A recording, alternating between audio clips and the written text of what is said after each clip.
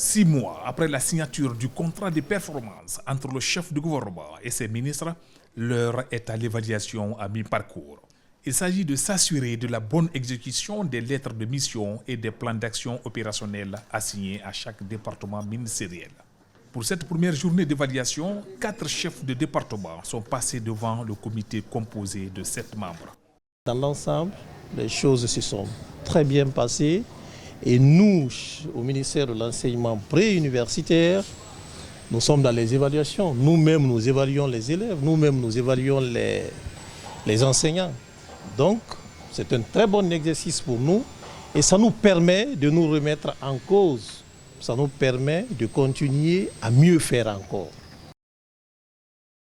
C'est un excellent outil d'évaluation de la performance, de la gestion axée sur les résultats, mais surtout de la collaboration au sein d'un même département et entre les départements sectoriels. C'est ce que je retiens de cette évaluation et surtout pour la synergie gouvernementale.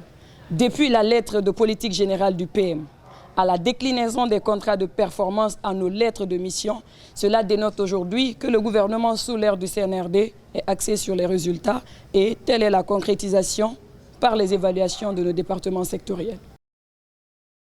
C'est déjà de finir ce qu'on a commencé, c'est d'aller vers des objectifs, enfin, en tout cas de maximiser le point que nous avons prévu avant la fin de l'année, c'est d'améliorer le cadre de vie, c'est d'améliorer le cadre de travail, c'est d'être en termes de qualité de service aussi au top et pouvoir donner à nos usagers et aux apprenants un meilleur cadre d'apprentissage également. Le travail qui est fait au niveau des affaires étrangères, c'est un travail souvent dématérialisé parce que le travail important que nous avons à faire, c'est d'établir des relations saines, conviviales, responsables entre notre pays, la République de Guinée, et le reste du monde. Aujourd'hui, grâce à la politique de son Excellence, Monsieur le Président de la République, aujourd'hui cette confiance est rétablie. Pour le chef du gouvernement, cet exercice d'évaluation des ministres à mi-parcours constitue un véritable outil de performance et de redevabilité. L'activité entreprise au niveau de tous les départements sectoriels est de faire en sorte que la gestion soit axée sur le résultat pour permettre aux Guinéens lambda de comprendre comment il est géré et toutes les infrastructures qui sont déjà dans les projets présidentiels en passant par d'autres instructions que le président de la République donne aux membres du gouvernement, les décisions issues du Conseil des ministres, mais aussi les recommandations du Premier ministre à l'endroit des membres du gouvernement doivent faire l'objet d'évaluation pour permettre à la primature de mieux apprécier la performance de chaque ministre à la tête de son département. Dans le cadre de l'atteinte des objectifs fixés à chaque ministère, les évaluateurs estiment que ce processus fait partie des objectifs généraux définis dans le contrat de performance de l'équipe gouvernementale. Et les ministres sont assez disponibles.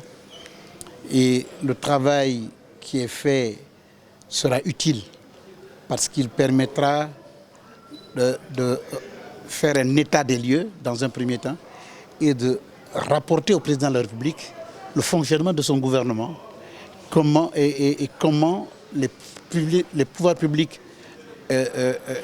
interagissent et comment l'État globalement fonctionne. Je pense qu'on ne peut pas laisser une administration ou un système évoluer comme ça à volo.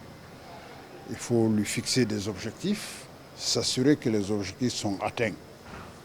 C'est donc un bon procédé pour savoir au niveau de chaque ministère ce qui se fait exactement et sur la base de quoi. La base a été définie, envoyée à chacun et les contrôles se font tantôt par trimestre et surtout à mi-parcours à la fin du semestre.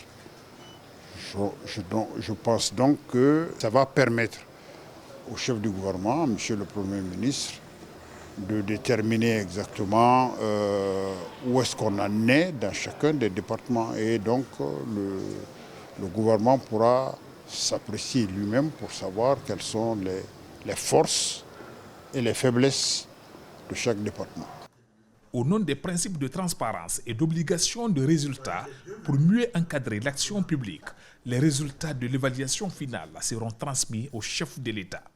Ces séances d'évaluation prendront fin le lundi 31 juillet prochain au Palais de la Colombe, ici à Conakry.